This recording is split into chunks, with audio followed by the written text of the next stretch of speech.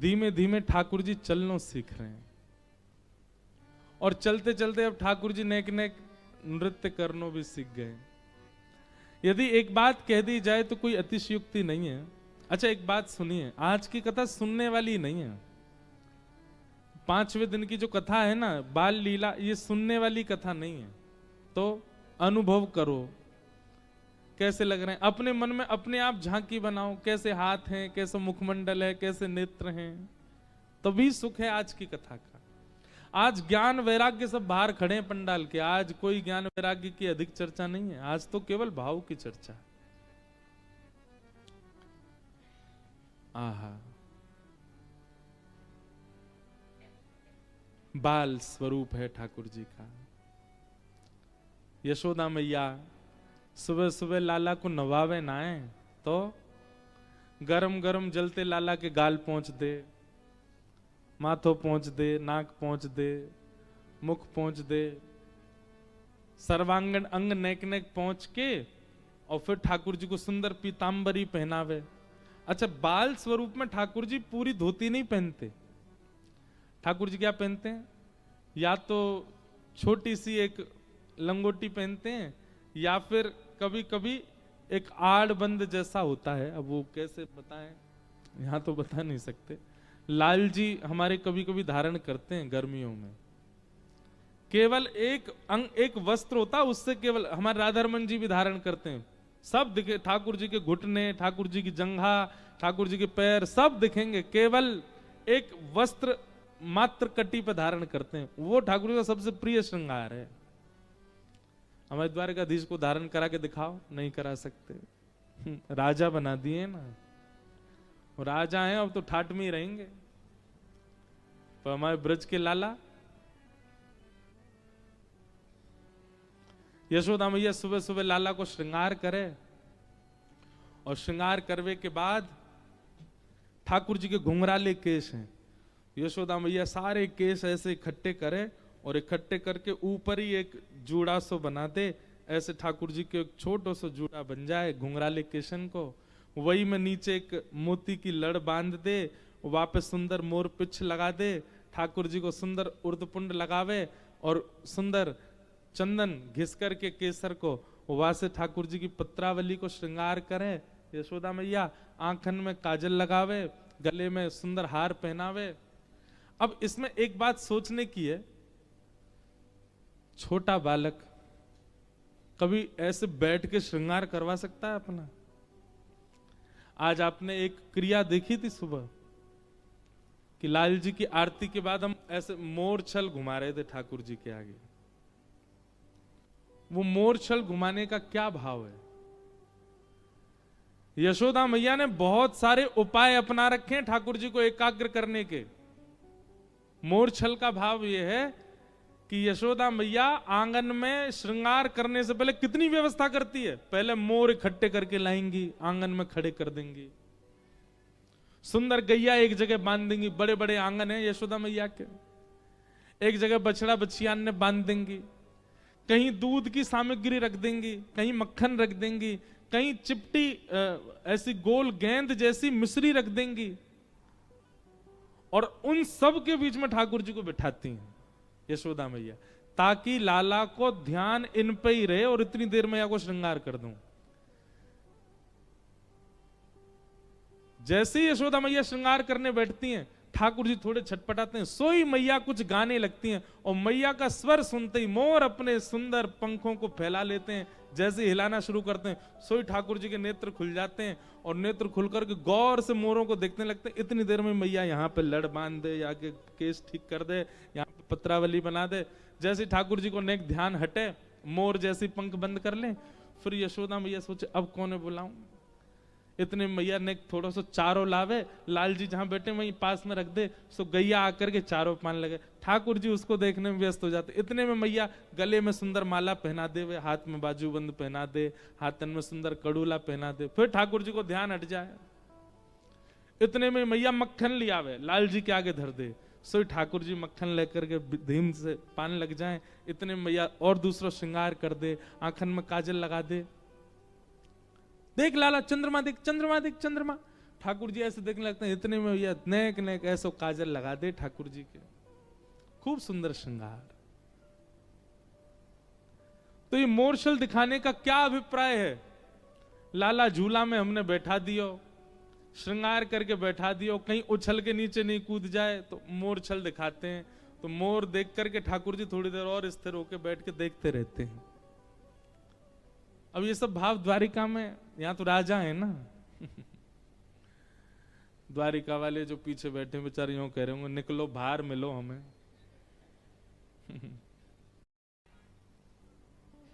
और सबसे बड़ी बात, पूरा श्रृंगार करने के बाद जब एक एक श्रृंगार ठाकुर जी का हो जाता है, तब यशोदा मैया इत्र लाती है और इत्र ला करके अपने वक्ष पर, अपने हाथ पर, अपने वस्त्रों पर लगाती हैं और लगाने के बाद फिर लाला को आलिंगन कर ले।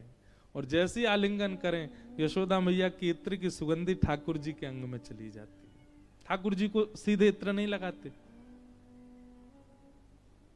इसलिए क्योंकि इत्र कई बार चुभता है। ठाकुर जी को घी लगाओ श्रृंगार में और इत्र वस्त्रों में लगाओ, या फिर गादी जी पे लगाओ, या आसपास छिड़क दो। और ठाकुर जी को इत्र लगाने की इच्छा तो पहले अपने हाथ में लगा, खूब मल लो, हाथ से बिल्कुल इत्र दिखे नहीं, सुगंधी रहे, तब ठाकुर जी का स्पर्श करो। और बहुत इत्र लगाने की इच्छा हो, चरणों में लगाओ, नेक नेक गाल पे लगा दो बस। यशोदा मैया अंक में भर लेती है लाला को, और जैसे ही अंक में भरे सोई ठाकुर जी में सुगंधी आ जाती है। मैया के है गो श्रृंगार, लाला बहुत सुंदर लग रहा, चोखो लग रहा मेरो लाला, कोई की नजर नहीं लगे। मैया खूब नजर उतारे, अब के लाला यहाँ पे आ, लाला है पकड़ के, अब जूड़ा बिगाड़ देंगे ऊपर ते। जो श्रृंगार कियो नेक नेक मैया ऐसे हाथ मार के सब मिटा दे। क्यों? आंखन पे ऐसे हाथ फेर दे, ठाकुर जी को काजल फैला दे, यहां तक कोंदनी ढीली कर दे, गले की माला सब अस्त व्यस्त कर दे लाला की। क्यों? अब बुरो बावड़ो बना दूं, कोई की नजर नहीं लग जाए। और बुरो बावड़ो बना के अब लाला जाग खेले आ बाहर। बाहर सब गोपियां खड़ी हैं दर्शन करने के लिए, ठाकुर जी भीतर से निकल के आ रहे हैं, यहां से काजल फैल लो, एक आंख जगन्नाथ जी जैसी, एक आंख सीधी यहां से ठाकुर जी की बाजूबंद उतर रही है, कहीं से माला उधर ही। सब यशोदा मैया तो कहीं, मैया इतनो प्यारो तेरो लाला, इतनो सुंदर लाला, तू श्रृंगार कैसे करे? मैया बोली ऐसे ही करूंगी। तब एक गोपी को रहस्य पता चलो, बोले ये मैया ऐसा श्रृंगार करे ना है, ये कहीं हमारी नजर नहीं लग जाए, हमारे बिगाड़ दे लाला बाद में। इसलिए जो सेवा करते हैं ठाकुर जी की, खूब सुंदर सजाओ ठाकुर जी को, लेकिन केवल अपने नेत्रों के लिए, और स्वयं देख दाख के फिर नेकाद नेक माला वाला इधर उधर कर दे करो, कोई और देख वे आवे तो कोई नजर नहीं लगे। बड़े भाव बंधुओं, गोपी प्रेम, मीरा प्रेम सबने सुना, पर एक बार मेरा बहुत मन है, मैं 7 दिन केवल यशोदा प्रेम पर बोलूं। कैसा प्रेम है यशोदा जी का, एक मातृ प्रेम। कैसा श्रृंगार करती हैं, कैसे कैसे ठाकुर जी की सेवा करती हैं, कैसे उठाती हैं, कैसे सुलाती हैं।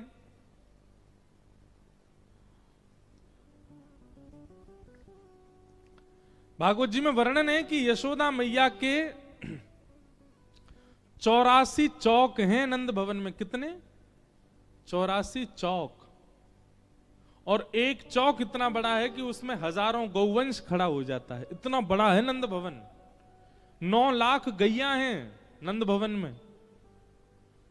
घी के और दूध के कुएं हैं नंद भवन में, इतने दूध होता है, इतना घी होता है कि उसके कुएं बने हुए हैं। अब सोचो सेवक कितने होंगे नंद भवन में, सेवक भी अथाह हैं। पर लाला की सुबह उठने से रात्रि शयन तक की एक एक चीज यशोदा मैया स्वयं करती है, किसी और को स्पर्श तक नहीं। ठाकुर जी को गर्म जल भी अगर चाहिए ना, वो भी यशोदा मैया करके लाएंगे, किसी को कह नहीं सकती मैया कि जाओ जाके जल लेके आओ।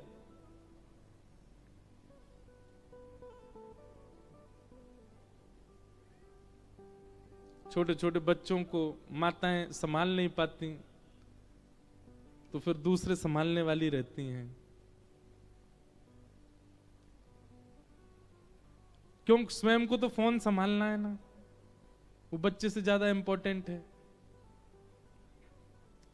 हमारी बात बुरी लगे तो लगे, पर यशोदा मैया जी का जो भाव बताया, हम माताओं से, माताएं कुछ भी करें, पर जो सेवा करते हैं ठाकुर जी की, उनसे कह रहे हैं हम इस चीज से वंचित हैं, क्योंकि हम कथा में इतने व्यस्त हो गए हैं कि हम ठाकुर जी की कई सेवा खुद कर ही नहीं पाते। इसलिए हम विदेश जाते हैं। किसी ने मुझसे कहा आप विदेश क्यों जाते हो, भारत में ही रहा करो, विदेश यात्रा पे क्यों जाते हो आप हर साल? क्योंकि मैं अकेला जाता हूं, वहां ठाकुर जी की आद्योपांत सेवा मैं ही करूंगा। ठाकुर जी को जल पिलाना, ठाकुर जी को भोग लगाना, ठाकुर जी को सुलाना।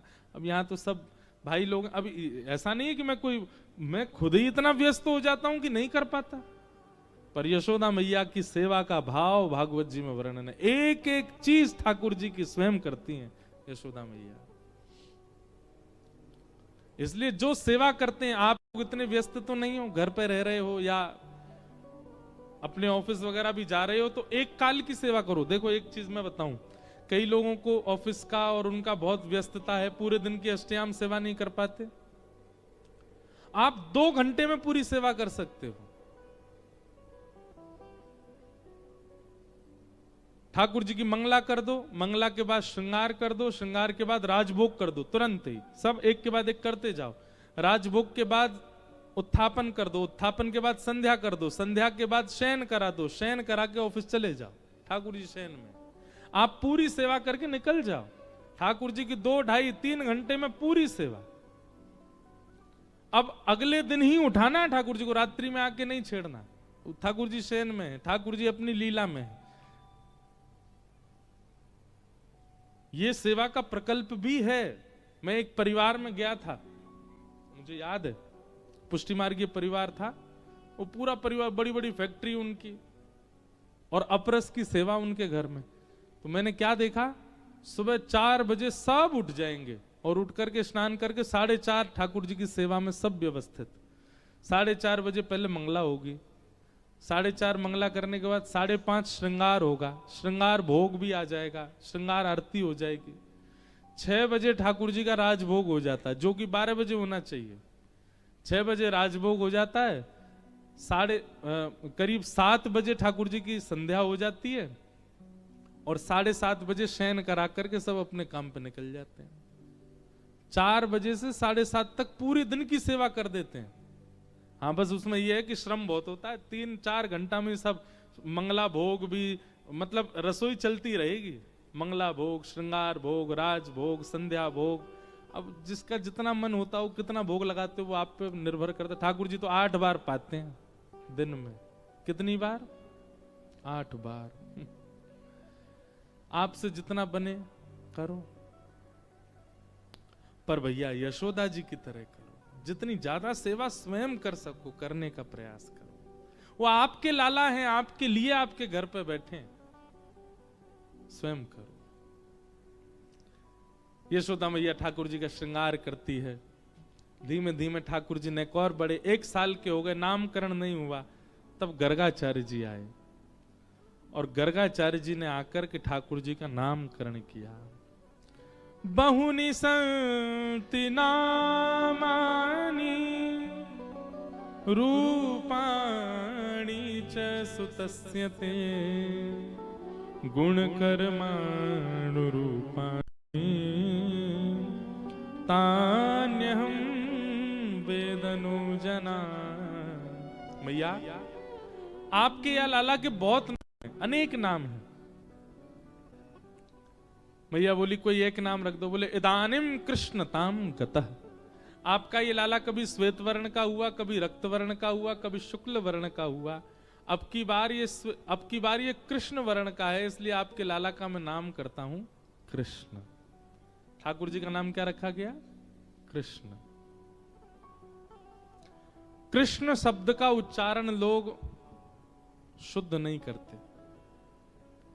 ऐसा नाम रखा है गर्गाचार्य जी ने कि सब लोग इसको शुद्ध नहीं बोल पाते, और विशेष रूप से छोटे बच्चे शुद्ध नहीं बोल पाएंगे, बिना दांत वाले अम्मा बाबा शुद्ध नहीं बोल पाएंगे, और जिनकी मति स्थिर नहीं है वो भी कृष्ण शब्द शुद्ध नहीं बोल पाएंगे। ऐसा भगवान का नाम कृष्ण। और गुजरात में तो क्या बोलते, कृष्ण, क्या बोलते हैं, कृष्ण। यहाँ पे एक दिन मेरे को बोले महाराज जी रुक्ष्मणी दर्शन, मैंने रुक्ष्मणी कौन है? अभी बोले अरे रुक्ष्मणी भगवान की पत्नी। मैंने कहा वो रुक्मणी है। बोले गुजरात में रुक्ष्मणी बोलते, रुक्ष्मणी कृष्ण। हमारे यहाँ बोले कृपा या कृपा। तो ये तो यहाँ की भाषा का भाव है, उसमें कोई दिक्कत नहीं है। कृष्ण भी बोलो तो भी चलेगा। देखो फल तो पूरा मिलेगा आपको, चाहे आप कृष्ण गलत बोलो, कृष्ण बोलो, कृष्ण बोलो, कृष्णा बोलो। पर वही बात है कि अब हमारा नाम है इंद्रेश, अब इसको कोई उल्टा सीधा बोले इंद्रेश या कुछ और बोले, किसी भी तरीके से बोले तो एक बार को जाती है भाई ने शुद्ध बोल दे। तो जब ठाकुर जी का हम नाम बोलते होंगे, ठाकुर जी भी कहते होंगे नेक तो ढंग से बोल, कहा बोल लो है। ठाकुर जी को दिक्कत नहीं होती, पर ठाकुर जी के संग वालों को तो होती होगी, अरे नेक शुद्ध बोलो भाई ठाकुर जी का नाम।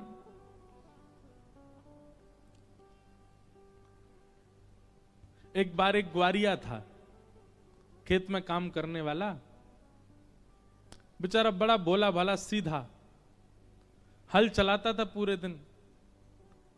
एक दिन एक महात्मा उसके खेत पे आ गए, महात्मा को देखते ही तुरंत चरणों में गए, अरे आज मेरे खेत पे महात्मा आ गए, मेरे भाग्य खुल गए, भगवान आज्ञा करो। बोले प्रसाद पवाओ। अपनी पत्नी से कहा जाओ घर से सुंदर प्रसादी बना के लाओ। महात्मा को प्रसादी पवाई। महात्मा जी ने बोला कुछ करते हो, पूजा पाठ वगैरह कुछ करते हो? महाराज मुझे तो कहाँ आता, भोला भाला व्यक्ति, मुझसे कुछ नहीं आता, बस हल चलाना आता, वही चलाता हूं। महात्मा जी ने उसको कहा कि हम तुमको मंत्र दे दें, पढ़ोगे, याद कर लोगे? बोले आप दे दीजिए। महात्मा जी ने कहा श्री कृष्ण गोविंद हरे मुरारे हे नाथ नारायण वासुदेवा, इसको पढ़ा करो। ग्वारिया चरणों में गिर गया, बोले मैं मूर्छित हो जाऊंगा, इतना कठिन कैसे बोलूंगा मैं, ये तो बहुत कठिन है, मेरा सिर घूम गया सुन के, मैं बोलूंगा कैसे इसको, कोई सरल सा दे दो। बोले हरे कृष्ण कृष्ण कृष्ण हरे हरे, हरे राम राम राम हरे हरे। बोले वो हरे हरे पहले वाला तो नहीं बोलेगा, हरे राम बोल दूं बस, इतने से काम चल जाए? अरे भैया इतना तो बोलना पड़ेगा। बहुत सीधा था। महात्मा बोले तुम तो भाई देखो इतने सरल हो, तुम तो कुछ भी बोल दोगे उसी से कल्याण है, तुम्हें काम कृष्ण चंद्र कृष्ण चंद्र कृष्ण चंद्र यही जपा करो। 3-4 बार में उसने याद किया, क्या बोलना है? कृष्ण चंद्र। बोले कृष्ण चंद्र। अब तो हल चलाता पूरे दिन, कृष्ण चंद्र कृष्ण चंद्र कृष्ण चंद्र कृष्ण चंद्र कृष्ण चंद्र। गुरुजी ने मंत्र दिया है। पत्नी बीच में आती, अरे भोजन तैयार है, तो पत्नी को इशारा करता, बोलो मत, भूल जाऊंगा मैं। दिन भर हो गया उसको, तब भी भूल जाएगा। शाम होने लगी, पत्नी बोली अरे भोजन तो कर लीजिए। कृष्ण चंद्र बोलता बोलता आया। बोले कृष्ण चंद्र कृष्ण चंद्र कृष्ण चंद्र। बोले क्या हो गया? बोल। धीमे से बोला, मैं बोल रहा हूं इसको याद, मैं भूल जाऊंगा नहीं तो। पत्नी भी बोलने लगी कृष्ण चंद्र कृष्ण चंद्र। जब पत्नी बोलने लगी तो शांत हो गया। बोला हाँ अब तुम बोलती रहो, जब तक मैं भोजन करूं तुम बोलो, नहीं तो मैं भूल जाऊंगा, और मेरे कानों के पास ही बोलती रहना। ठाकुर जी वैकुंठ से देख के इतने हंस रहे थे। लक्ष्मी जी बोली क्या हुआ? बोले देखो बड़ा अद्भुत भक्त है, इसको मेरा नाम याद नहीं हो रहा है, अभी भोजन करने बैठा है, पत्नी से बोल रहा है तू बोल उतनी देर। अब ये भोजन करता गया। पत्नी उससे भी ज्यादा सीधी। पत्नी कुछ लेने के लिए गई होगी खेत से तोड़ने, गाजर मूली कुछ, इतने में ही उससे वो बदल गया, कृष्ण चंद्र की जगह खसीटे चंद्र हो गया।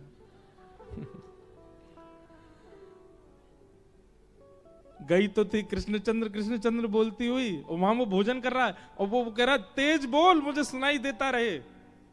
तो तेज के चक्कर में कृष्ण की जगह खसीटे निकल गया। खसीटे चंद्र। लौट करके आई, उसको गाजर मूली सब दे दी। खसीटे चंद्र उसने पा लिया। बोले हाँ अब हाथ पांव धो लिए सब, मुंह कुल्ला उल्ला करके लाओ, अब नाम मुझको दे दो। बोले खसीटे चंद्र। बोला हाँ खसीटे चंद्र लेके महाराज हल जोतने लगा। ठाकुर जी तो इतने आनंद में आ गए, नेत्रों से प्रेमाश्रु गिरने लगे। बोले हे लक्ष्मी जी, मुझे तो इसको दर्शन, मैं इसको देने जा रहा हूं, अभी जा रहा हूं, मुझे बहुत अच्छा लग रहा है ये। तो लक्ष्मी जी बोली वो नाम भी शुद्ध नहीं बोल रहा आपका, खसीटे चंद्र बोल रहा है। अरे इससे समाज पर क्या असर पड़ेगा? वो ठाकुर जी का गलत सलत नाम बोलो तो भी आ जाते हैं, सब गलत सलत बोलने लग जाएंगे।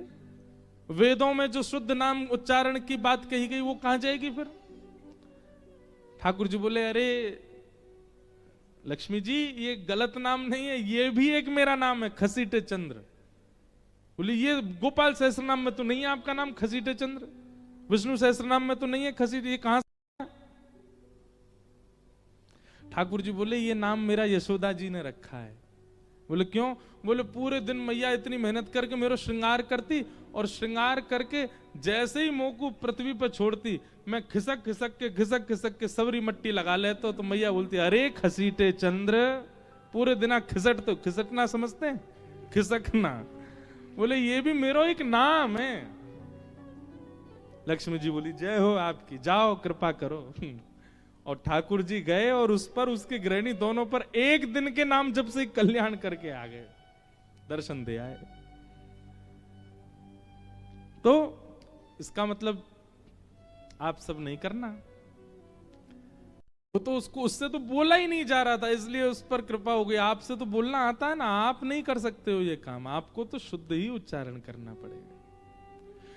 बहुत समझदार होना भी दिक्कत है भक्ति भाव में। बहुत समझ अगर आ गई है ना हम में, तो ठाकुर जी कहेंगे बेटा तू समझदार है, अब समझदारी से ही प्राप्ति कर मेरी। सरलता से तो वही प्राप्त करेगा जो बेचारा ना समझ है, जो बेचारा सरल है, जो बेचारा सहज है। इसलिए बहुत समझदार यदि अभी तक बन गए हो ना, तो दिक्कत है आपके लिए, भगवत प्राप्ति में थोड़ी कठिनाई तो होगी।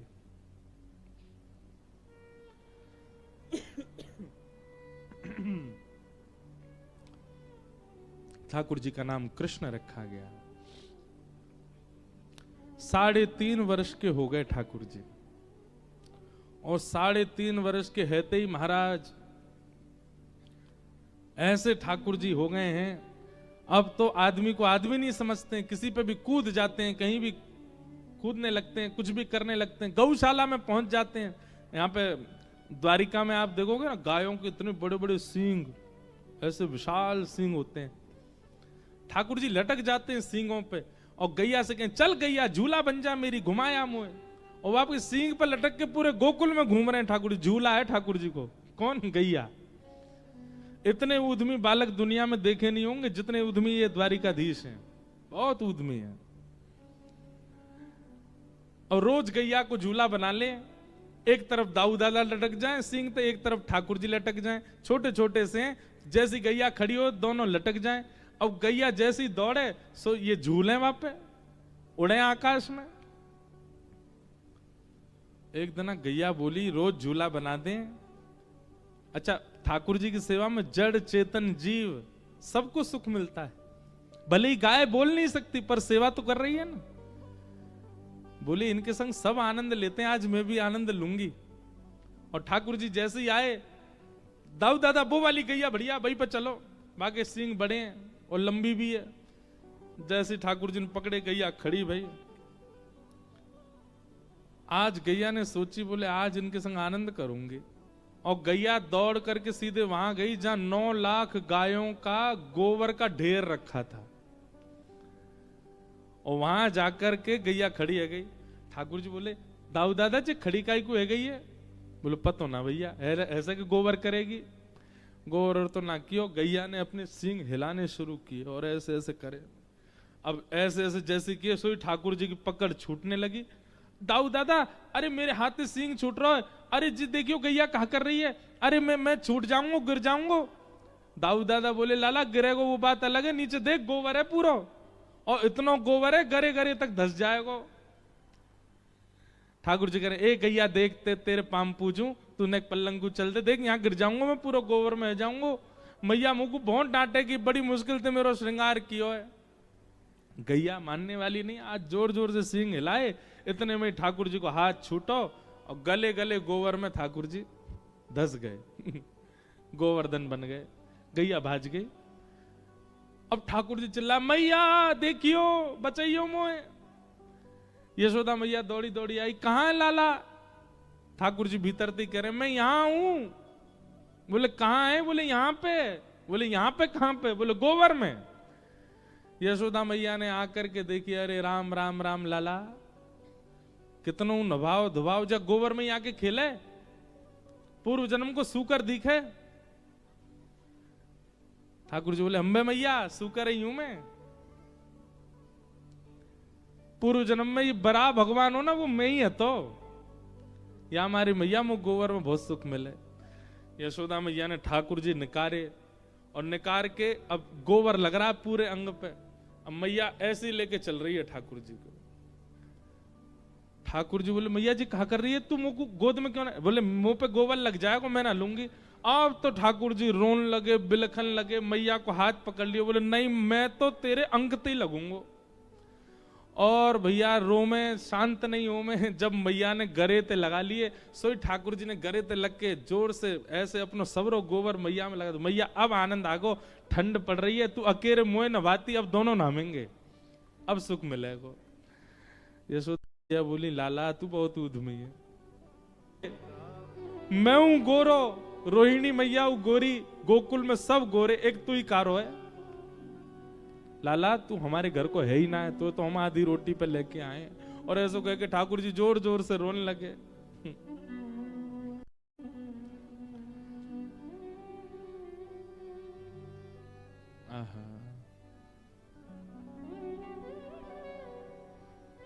और मैया एक एक एक बात से मुझको और लगे कि शायद मैं तेरो लाला ना हूं। मैया बोली, और काय बात ते लगे? तू मोहे को मारन देखे, तू मोहे को मारन देखे, दाऊ ही कबहू खिजायो, दाऊ ही खिजायो। मैया मैंने देखी है तेरी आदत। बोले कहा, दाऊ दादा गलती करे तू बाकू केवल डांटे, और मैं कोई गलती कर दूं मेरे पीछे छड़ी लेके भागे। जो परायो हुए मैया वही के पीछे छड़ी उठाई जाए। मैं तेरो लाला लाऊं, सही बता। यशोदा मैया ने अंक में भर लिए। बोले लाला तू रुक जा, या दाऊ तो मैं देखूंगी, यानी कैसो भर रखो मेरो लाला, ऐसो छोरा रोवे पूरे दिन।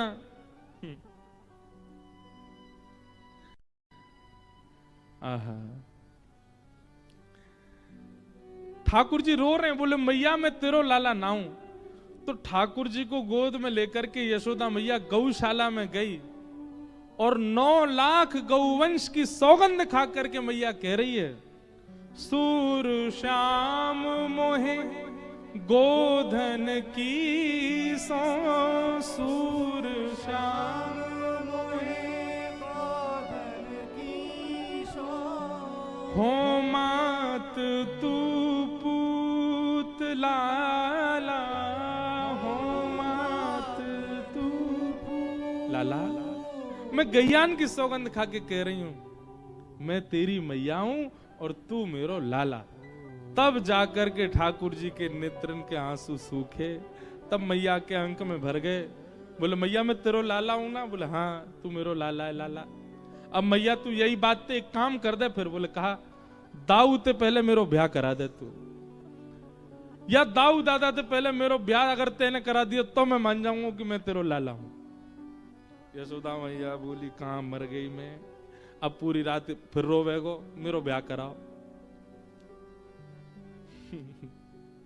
बोलो द्वारिकाधीश की जय। ये पूरी लीला सुनाने के बाद जैसे हम कहते द्वारिकाधीश की, तो ऐसा लगता है भीतर खड़े ठाकुर जी नजर नीचे कर लेते हो। बोले हमारी गाथा है। यहाँ राजा धीराज बन के बैठे हैं। रात में जब जब ठाकुर जी की नींद खुलती है, यशोदा मैया ते कहें, मैया मैया मेरी बात तो सुन ले। बोले हाँ कहा बात है। बोले मैया मेरी बहू लावे ना वाकी नाक बड़ी लेके आइयो, बड़ी नाक वारी हो। मैया के चुप सो जा, रात में उठ के बहू की याद दिला रहा है। ठाकुर जी के मैया मोकू दाऊ की बात सही लगे, मैं तेरो लाला लाऊं तू फिर डांट रही है मोए। मैया के अच्छा ले आऊंगी, लंबी नाक वारी ले आऊंगी, सो जा चल सो जा। ऐसे हैं ठाकुर जी। पूरे ब्रजमंडल में महाराज खूब उधम मचाते हैं, खूब आनंद करते हैं ठाकुर जी। ऐसी ठाकुर जी की मधुर बाल लीलाओं का वर्णन किया गया। ठाकुर जी की माखन चोरी लीला का वर्णन। ठाकुर जी ने माखन चोरी क्यों की? क्योंकि भैया कंस ने समस्त गोकुल वासियों के ऊपर कर लगा रखा था, टैक्स। क्या? आप अपनी गायों का दूध निकालिए, घी दूध दही जो भी जमा करते हैं सब मथुरा भेजना है, अपने लिए केवल एक आध घड़ा रख सकते हैं। ठाकुर जी को जब ये बात पता चली कि मथुरा में कंस सारा दूध घी दही सब ले लेता है, ठाकुर जी के मन में आया मेरी बात कोई मानेगा तो है नहीं, लेकिन ये गौरस कंस के पास नहीं जाना चाहिए। और कंस से बचाने के लिए ठाकुर जी चोरी करने लगे। सब ब्रजवासियों की टोली, ब्रजवासी बालकों की टोली लेकर के ठाकुर जी जाते हैं और घर घर जाके माखन चुरा। अपने घर में इतना दूध घी दही सब कुछ है, फिर भी ठाकुर जी सब जगह क्यों जाते हैं? ताकि कंस को ये खबर मिले कि कोई चोर है, वो चोरी कर लेता है, इसलिए ये गोकुलवासी दे नहीं पाते हैं दूध घी दही। ठाकुर जी स्वयं पाते हैं। मरकान भोक्षण विभजति सचेन नात्री भांडम भिनत्ति, भागवत जी में वर्णन है। स्वयं पाते हैं, ग्वाल बालों को पवाते हैं, मरकान भोक्षण बंदरों में लुटा देते हैं, एक बूंद भी छोड़ते नहीं है कहीं भी। और यदि कहीं बहुत ज्यादा ही घी होता है, मक्खन होता है, तो ठाकुर जी क्या कहते हैं? लिम्पंती, वाह घर में लेपन करिया में वाको, ताकि वो गोपी जैसी आवे पाम रिपट जाए, धड़ाम ते गिरे सिर के बल, आगे तो याद रखेगी। इतनो ही मक्खन निकारे कर जितने में हमारो पेट भर जाए, वह तो ज्यादा रखेगी तो ऐसी लीपन है जाएगो तेरे घर में। क्यों ज्यादा निकालेंगे तो मथुरा भिजवानो पड़ेगो। सो ठाकुर जी की जो चोरी है ना, माखन चोरी लीला, ये भी बड़ी आधुनिक है। ये भी एक कंस को गौरस ना देने की लीला है। ये कोई ऐसे नहीं ठाकुर जी ऐसी चोरी कर रहे हैं। बाल गोपाल चौर प्रचार प्रसार मंडल भगवान की रजिस्टर्ड संस्था है वृंदावन में, उसमें सब ग्वाल बाल मिलकर के चोरी करते हैं। ऐसे ठाकुर जी पूरी लीला कर रहे हैं। अब आगे दामोदर लीला का प्रसंग आता है। भगवान को मैया ने एक दिन ऊखल से बांध दिया, ठाकुर जी खिसक करके आगे बढ़े, दो वृक्ष गिर गए, यमलार्जुन के वृक्ष थे, उनमें से कुबेर के पुत्र नलकूवर और मणिग्रीव प्रकट हुए और दोनों ने भगवान की स्तुति गाई। स्तुति गाकर के भगवान से कहा कि प्रभु हमें क्षमा कर दें, हमने एक अपराध किया था जिसके कारण नारद जी ने हमको श्राप दिया और हम वृक्ष बने। भगवान बोले देखो कितनी अच्छी बात कि बड़े लोग क्रोध करके श्राप देते हैं तो वो श्राप का निवारण भी भगवान कर रहे हैं। बड़े लोगों का क्रोध कितना श्रेष्ठ होता है। भगवान के स्पर्श से दोनों मुक्त हो गए और मुक्त होकर के भगवत धाम को प्रस्थान कर गए। यशोदा मैया ने जैसी देखी दो वृक्ष गिरे पड़े हैं, लाला बीच में खड़ो है, लाला को उखल से खोल करके यशोदा मैया ने नंद बाबा से कह दी, बोले अब हम गोकुल में नहीं रहेंगे, अब चलो कहीं और सब गोकुलवासी ठाकुर जी के सुख के लिए गोकुल छोड़ करके एक नवीन वन में आ गए जिसका नाम है श्री वृंदावन। वृंदावन में आ गए। बोलो वृंदावन धाम की जय। बंधुओं, ठाकुर जी की जितनी भी लीलाएं हैं, द्वारिका लीला, हस्तिनापुर लीला, मथुरा लीला, गोकुल लीला, नंदगांव लीला, आदि आदि सब लीला, गोवर्धन लीला, सबको सब प्रिय हैं, पर स्वयं ठाकुर जी को अपनी कहां की लीला प्रिय है? वृंदावन की। इसलिए वृंदावन के विषय में भागवत जी में लिखा है, वृंदावनम संप्रविश्य सर्वकाल सुखावहम। ठाकुर जी को बहुत सुख मिला वृंदावन में। क्यों? क्योंकि वृंदावन ब्रह्मा जी ने नहीं बनाया, वृंदावन की रचना ठाकुर जी ने नहीं करी है, वृंदावन की रचना स्वयं किशोरी जी ने की है, स्वयं हमारी लाडली जी ने की है। स्वयं वृंदावन का एक एक कण किशोरी जी के द्वारा व्यवस्थित है, इसलिए ठाकुर जी को वृंदावन बहुत प्रिय है।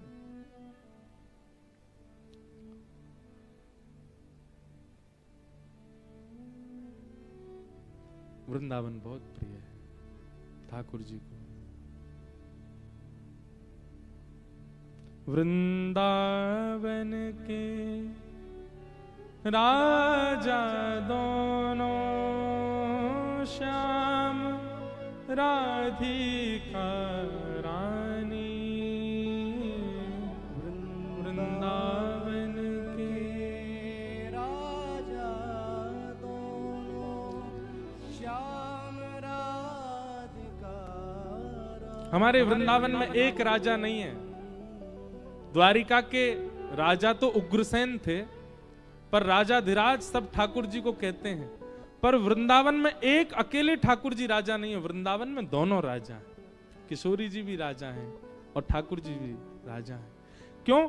किशोरी जी को भी महारानी नहीं, किशोरी जी को भी रानी हम लोग ऐसे भाव से कह देते हैं, राधा रानी, पर वो रानी नहीं है, वो भी राजा ही है। क्यों? रानी के पास भी राजा से कम बल होता है। अगर रानी कह देंगे तो राजा से कम बल होता है रानी के पास, राजा का ज्यादा बल होता है, राजा के पास ज्यादा अथॉरिटी होती है। पर वृंदावन में ऐसा नहीं है। वृंदावन में तो समान अथॉरिटी है जितनी ठाकुर जी की, बल्कि नेक ज्यादा ही है किशोरी जी की। इसमें करता हूं, लाल जी वन विहार कैसे करते हैं, वन भोज कैसे करते हैं। विभ्रद वेणुम जठर पटयो श्रांगवे खच्छे, वामे पाणौ मृषण कवलम तत्फलम लांगुलीषु, तिष्ठन् मध्ये स्वपन सुहृदो हासयन् निर्मभीस्वे, स्वर्गे लोके विवसति विभुजे यज्ञभू बाल केली।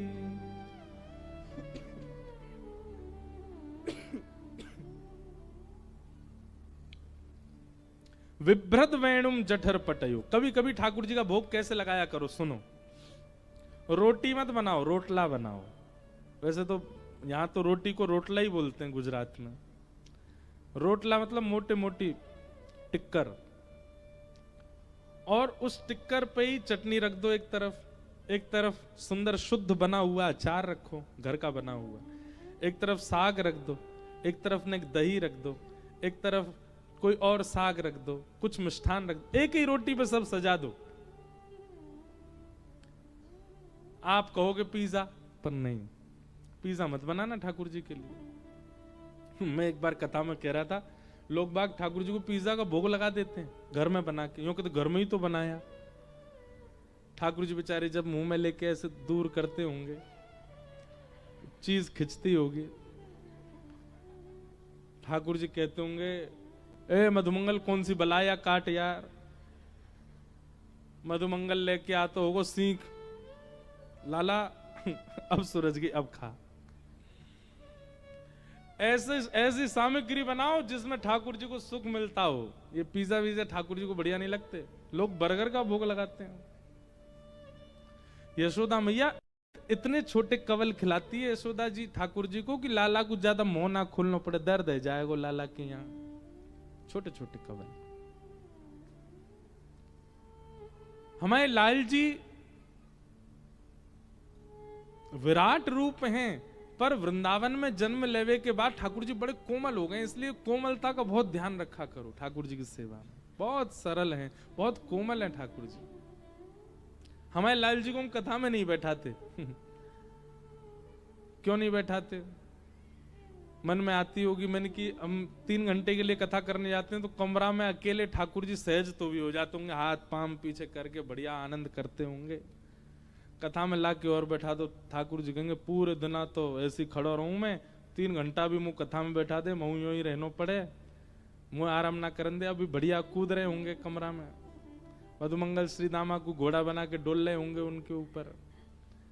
यहाँ होटल के गद्दे भी खूब गुदगुदे कूद रहे होंगे जोर जोर से उन पे। फ्रिज खोल के देखते होंगे मधुमंगल जी कहा बलाए, हमारे समय में तो हो तो ना हो।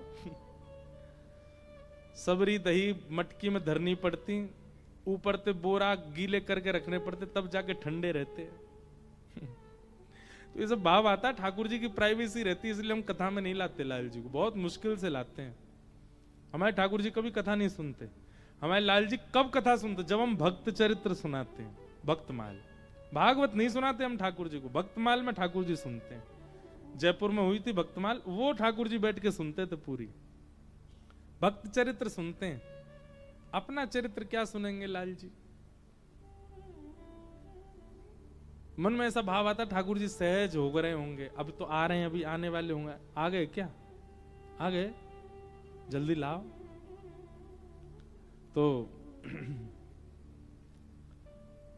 लाल जी हमारे बड़े आनंद वाले हैं, उनके सुख का विचार करो, यही सेवा का श्रेष्ठ उपाय है, श्रेष्ठ नियम है। उनके सुख का विचार करो।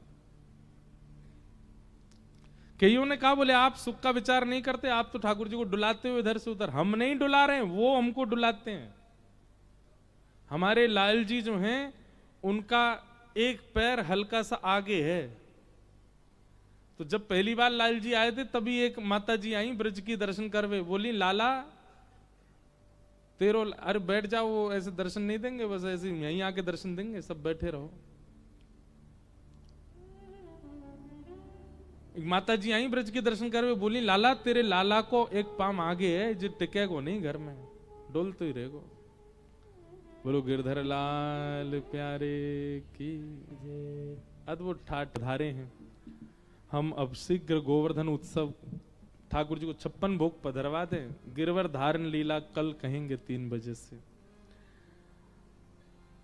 सब ब्रजवासी को लेकर के श्री ठाकुर जी गोवर्धन गए। ब्रजवासी सब इंद्र की पूजा करते। ठाकुर जी ने सब ब्रजवासी को समझाया, बोले भैया इंद्र मत पूजो, सब देवतान के देव हमारे नारायण ही ब्रजमंडल में गोवर्धन बन के विराज रहे हैं, उनकी पूजा करो। सब ब्रजवासी लाला की बात मान करके 56 भोग लेकर के श्री गोवर्धन गए। गिरिराज जी के सन्मुख 56 भोग पधराए, गोवर्धन की परिक्रमा लगाई, मानसी गंगा से स्नान करायो, और यहां सब ब्रजवासी अभिषेक कर रहे हैं श्री गिरिराज जी को। ठाकुर जी बड़े प्रसन्न हैं कि सब ब्रजवासी अब मेरी शरण में ही आ गए। बंधुओं, ये गोवर्धन पूजा के पीछे बहुत सारे भाव हैं। एक भाव इनमें से यह भी है कि कहीं ना कहीं ब्रजवासी इतने ज्यादा सहज हैं ठाकुर जी से, ठाकुर जी को तू करके बोलते हैं, ठाकुर जी के ऊपर चढ़ जाते हैं, ठाकुर जी को नीचे गेड़ देते हैं, ठाकुर जी को धक्का भी दे देते हैं। है तो वो परब्रह्म, लेकिन प्रेम इतना अटूट है कि ये सब भाव ठाकुर जी के सामने कर देते हैं। तो ठाकुर जी को लगी मैं तो इनसे नाराज नहीं होंगे, लेकिन मेरी कई योगनी शक्तियां हैं। ठाकुर जी नाराज नहीं होते, आप कुछ करते हैं तो वो योगनी आपसे नाराज हो जाती हैं कि आप परब्रह्म की महिमा नहीं जानते। आप यदि मर्यादा के विरुद्ध कुछ करोगे द्वारिकाधीश जी के सामने, ठाकुर जी नाराज नहीं होंगे, ना तो वो एक शब्द बोलेंगे भी नहीं। पर ठाकुर जी के इर्द गिर्द जितनी भी माया रहती है, जितनी भी शक्तियां रहती हैं, वो कहीं आपसे नाराज ना हो जाए।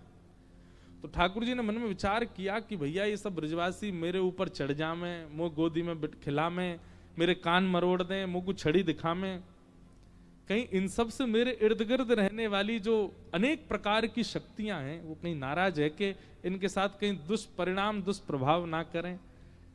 तो इसलिए एक बार एक रूप ऐसा धारण करूं जिससे ये मेरी पूजा भी करते रहें, तो बराबर रहेगा, सिमेट्री बनी रहेगी, ये ऊंच नीच नहीं बनेगी। इसलिए ठाकुर जी सब ब्रजवासियों को लेकर के गोवर्धन गए। इसलिए अगर कोई ठाकुर जी के प्रति कांत भाव रखता है, प्रेमी भाव रखता है, बालक भाव रखता है, मित्र भाव रखता है, कोई भाव रखता है, अच्छा है, पर यह विश्वास भी चित्त में रखा करो कि वो परमात्मा है और परमात्मा भाव से भी उनकी सेवा करनी है। तो इसलिए ठाकुर जी ने कही कि बोले गिरिराज जी को तो ये परमात्मा मानेंगे, मोह को लाला मानेंगे, हैं दोनों हम एक ही। इसलिए ठाकुर जी गिरिराज जी लेके गए। सब ब्रजवासियों ने 56 भोग पधराए। ब्रजवासी बोले लाला तेने हम ते कई देवता प्रकट होए को दर्शन देगो, कहाँ है तेरो देवता? ठाकुर जी बोले ना एक प्रार्थना तो करो, प्रकट होंगे। सब नेत्र बंद करके प्रार्थना करने लगे, हे श्री गोवर्धन नाथ, हे गिरिराज बाबा, आप प्रसन्न है जाओ, प्रकट है जाओ। नेत्र बंद करके सबने प्रणाम करी। ठाकुर जी बोले अरे अरे देखो देखो देखो कौन प्रकट भये।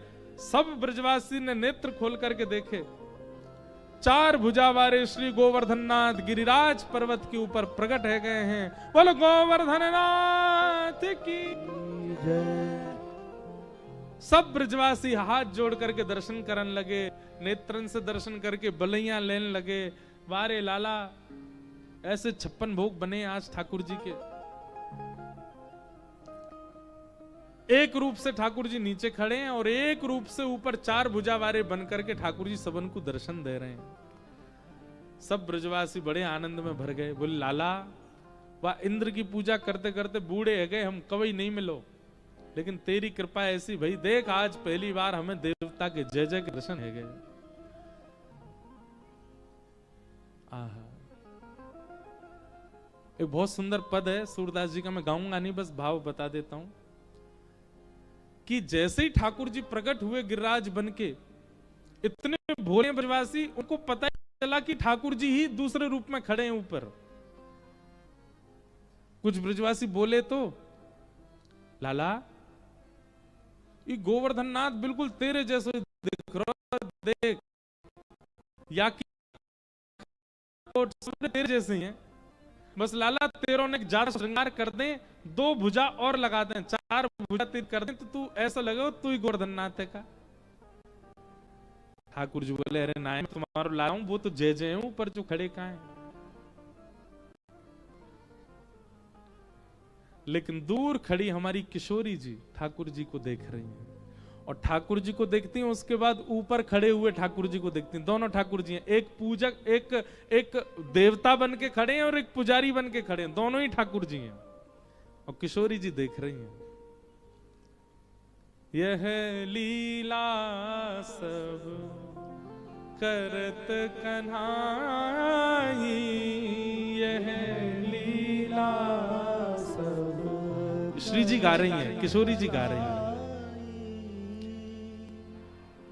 एक रूप सोंगी पर पूजे, एक रूप सोंगी पर पूजे, एक रूप पुजवाई, एक रूप पुजवाई। पहले दिन द्वारिका में एक बालक आया था, उसने मुझे चित्र दिया। मैंने कहा था एक कथा में कि ऐसा कोई चित्र बनाओ कि ठाकुर जी की पूजा कर रहे हैं, स्वयं ठाकुर जी अपनी ही पूजा कर रहे हैं अपने रूप की, और उसमें बस अंतर यह हो कि जिनकी पूजा हो रही है उनकी 4 भुजा हैं, और अर्चक ठाकुर जी अपने हाथ से ही मेवा खिला रहे हैं, अपने हाथ से ही प्रसाद पवा रहे हैं, अपने हाथ से तिलक कर रहे हैं, अपने हाथ से ही आरती कर रहे हैं। और सुनो, सब करवे के बाद अपने ही रूप की ठाकुर जी खुद ही बलैया ले रहे हैं। अरे नजर ना लग जाए, इतने सुंदर लग रहे हैं। जैसे ही ठाकुर जी अपनी बलैया लेने लगे, दूर खड़ी किशोरी जी के नेत्र सजल है कि यह लीला सब करत कन्हाई, यह लीला सब करत कन्हाई। एक रूप सो जयमत ऊपर, एक रूप सो जीमत पा रहे हैं ऊपर बैठ के, एक रूप जमाई, एक रूप जमाई। किशोरी जी एक एक चीज देख रही हैं। ठाकुर जी अपने हाथ से मठरी तोड़ रहे हैं, और मठरी तोड़ के कहा कह रहे, अरे जय जय आपको मुंह तो बहुत छोटा है ना, नेक और छोटी मठरी पाओगे। अपने ही रूप से बात कर रहे हैं ठाकुर जी, और छोटी छोटी मठरी लेके पवा रहे हैं। और जो ठाकुर जी के मुख में देते समय उच्छिष्ट नेक बच जाता है ना, ठाकुर जी उसको अपने पास किंकणी इकट्ठी कर रहे हैं, और अपने मुख के अधरामृत की किंकणी जब बाद में खूब सारे छोटे छोटे कण बच गए, उनको स्वयं ठाकुर जी अपनो ही अधरामृत पा रहे हैं। ये रूप देख करके किशोरी जी दूर खड़ी, दोनों उनकी बलैया ले रही है। वाह वाह, वारी जाऊं। ये गोवर्धन लीला का गुप्त रूप है, ये कहीं लिखा नहीं है, ये सूरदास जी वर्णन कर रहे हैं। श्री जी को दर्शन हो रहा। बहुत सारी लीलाएं, बहुत कथाएं हमें याद आ जाती है तो हम बोल देते हैं, नहीं याद आती तो फिर चलती रहती।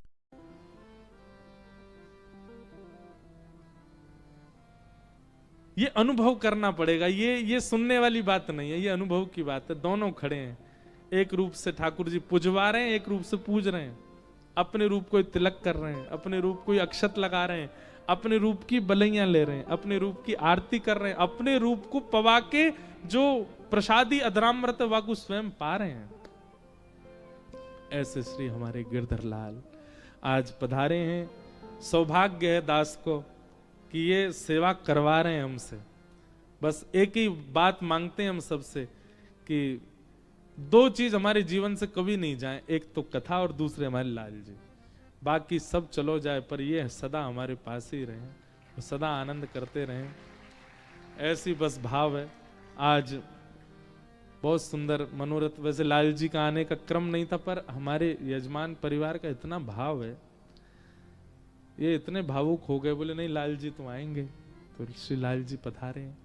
अब ये बात है कि आपका भाव नहीं है, आपके नेत्र सजल हुए कि लाल जी आने चाहिए। ठाकुर जी रो रहे होंगे, मैं हूं पाऊंगा मुझे लेके चल, और खुद तो रोनो दिखा ना सके तो आपसे रुबा रहे हैं, खुद तो कह ना सके मुझे जानो तो आप तो जिद करवा रहे हैं, नहीं मैं जाऊंगा।